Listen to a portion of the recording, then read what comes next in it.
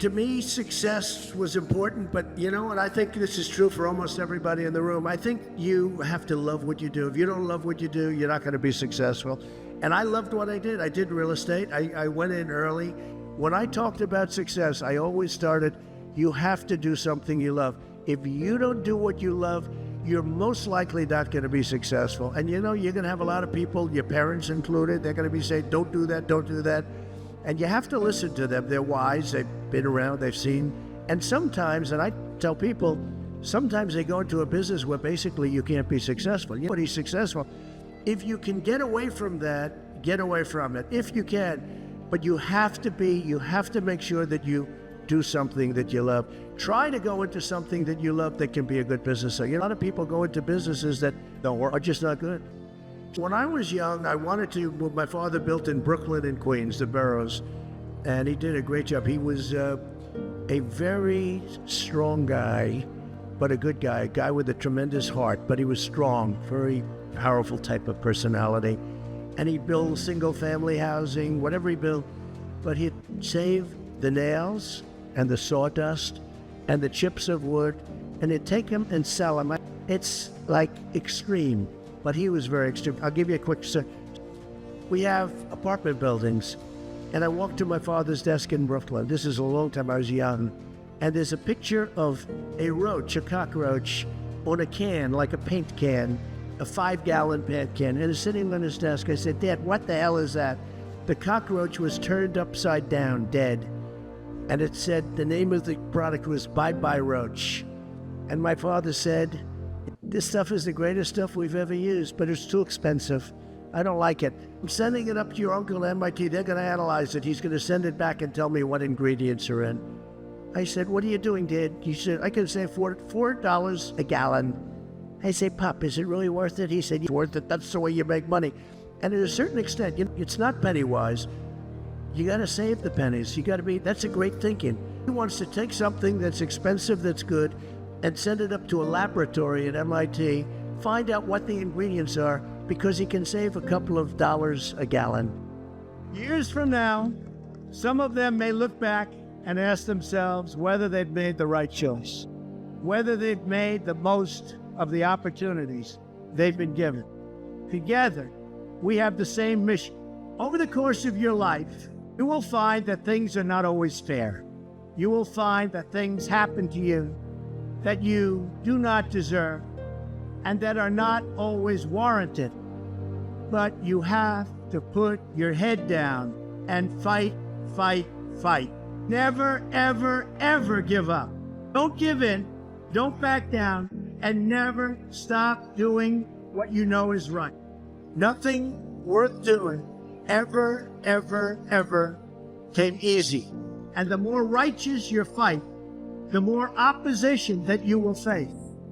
In your hearts are inscribed the values of service, sacrifice, and devotion. Now you must go forth into the world and turn your hopes and dreams into action. The importance of having a positive attitude, taking risks, and persevering through setbacks will get you to your desired success. Keep listening as Donald Trump encourages you listeners to believe in yourselves and to pursue your dreams with passion and enthusiasm.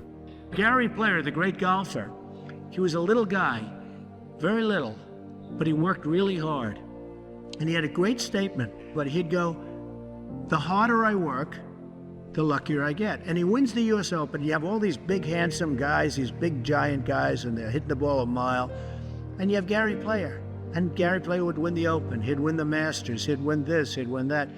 And he said, hey, in the US Open, he hit a 5-iron to 1 foot from the hole, and he ended up getting a birdie and wins the US Open, right? And he came off the green. Now, I know I've heard the statement before, but I heard it from him in a meaningful way. They said, what do you think, Gary? What is it? He said, all I know is I've been working very hard.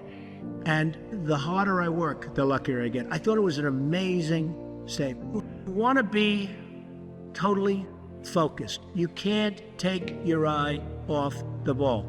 When I had troubles in the early 90s, a major article came out and it said very strongly, everything he touches turns to gold. And I believed it. Go out with models at night instead of working, but that wasn't good. And I remember I had a big lease coming up and there was a big show And I went to the show. I said, don't worry, fellas, you can handle the lease. You'll get it done. Well, I came back, they didn't get it done. And I would have had it done 100%. And then the market crashed in the 90s. So I had trouble, but it was sort of an amazing, I wouldn't want to do it again. It was an amazing test of yourself. Can you handle pressure? How are you under pressure? Are you smart? Never, ever give up. You can change and you can move around, but never, ever give up. I know people that are very smart. They went to the Wharton School of Finance with me. I know other people that aren't as smart, and those people are the top people in industry today, and they just were tougher. They didn't give up.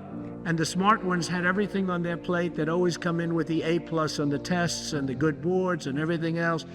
But when they ran into problems, they didn't know how to solve the problems like the guys that weren't as good.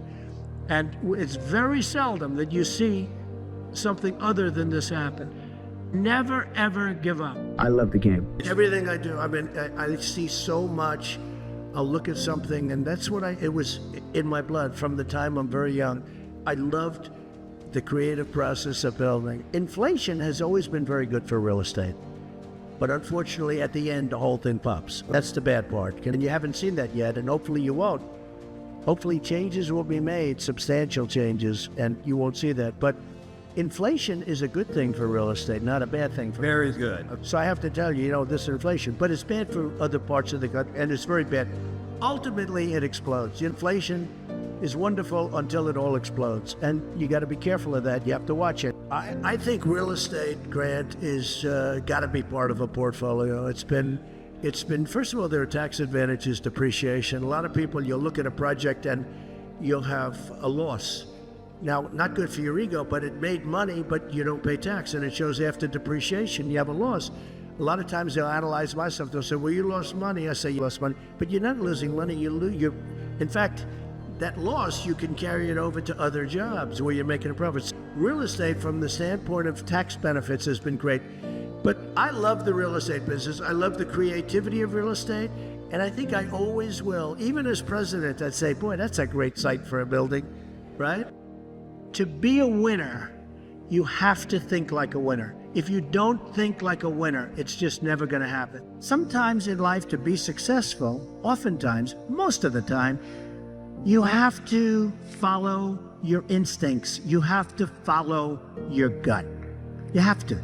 Your parents may say wrong, your whoever may say wrong, but you have to do it. So much of success is seeing yourself as victorious.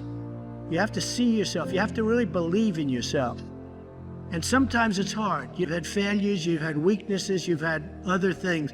You have to see yourself as a one-man band. Don't rely too much on other people because they'll let you down.